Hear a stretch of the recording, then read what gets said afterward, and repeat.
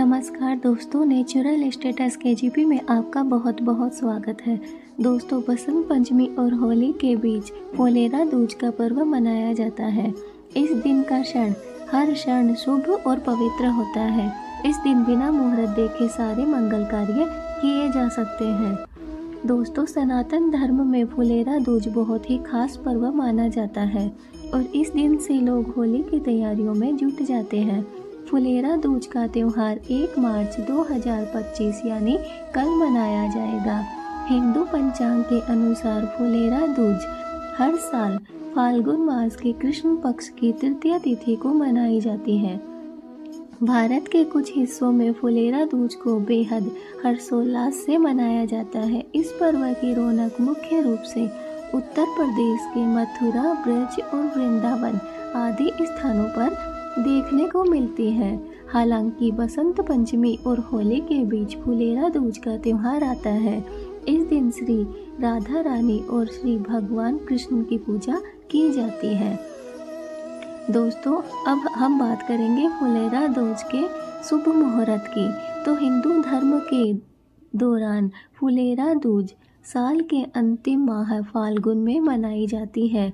1 मार्च यानी कल फुलेरा दूज का त्यौहार मनाया जाएगा।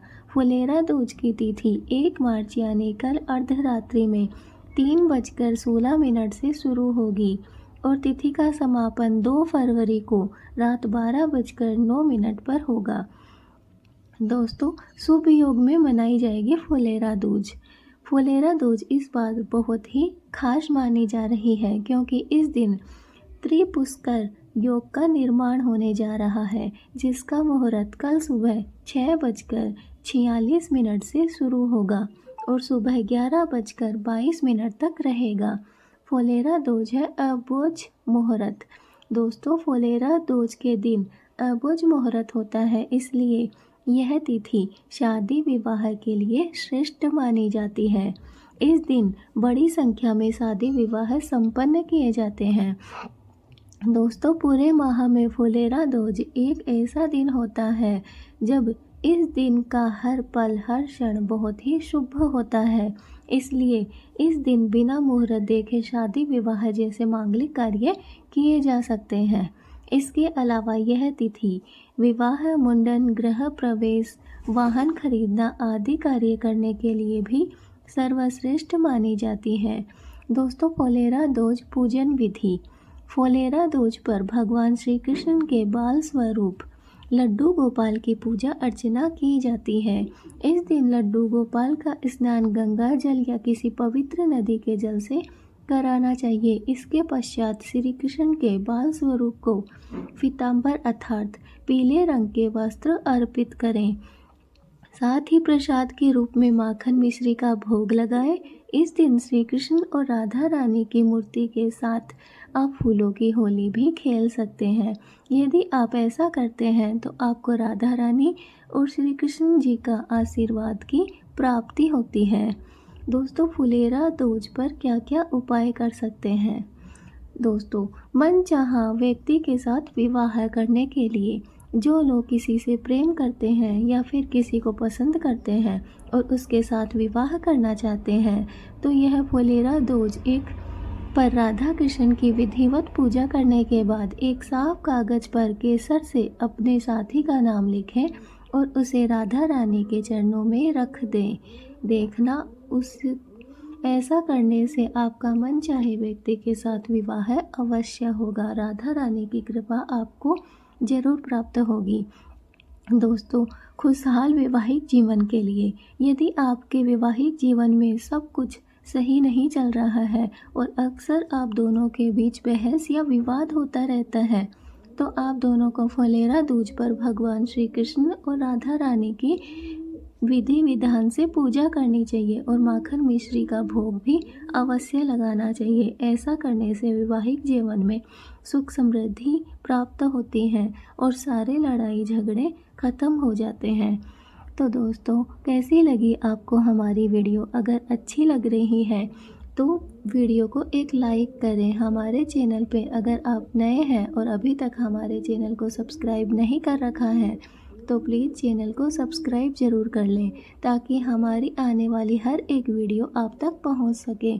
दोस्तों चलिए अब बात कर लेते हैं कि फोलेरा दूज क्यों मनाया जाता है।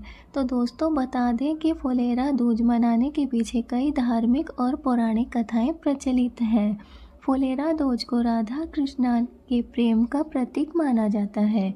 इस दिन राधा और कृष्ण ने एक दूसरे के साथ फूलों की होली खेली थी, इसलिए इस दिन लोग एक दूसरे को फूल और अबीर गुलाल लगाते हैं और राधा कृष्ण की भक्ति में लीन रहते हैं। दोस्तों यह त्यौहार बसंत ऋतु के स्वागत का भी प्रतीक है। इस समय प्रकृति में नए फूल खिलते हैं और हरियाली छाई रहती है, इसलिए इस त्यौहार को प्रकृति के सौंदर्य और खुशियों का उत्सव भी माना जाता है। दोस्तों धार्मिक मतानुसार फोलेरा दूज को एक अबुझ मुहूर्त भी माना जाता है। इसका अर्थ है कि इस दिन कोई भी शुभ कार्य बिना किसी मुहूर्त के किया जा सकता है। दोस्तों इसीलिए इस दिन विवाह, गृह प्रवेश और अन्य मांगलिक कार्य करना शुभ माना जाता है। फोलेरा दूज एक आनंदमयी और उत्साहपूर्ण त्यौहार है। यह हमें प्रेम, प्रकृति और खुशियों का संदेश देता है।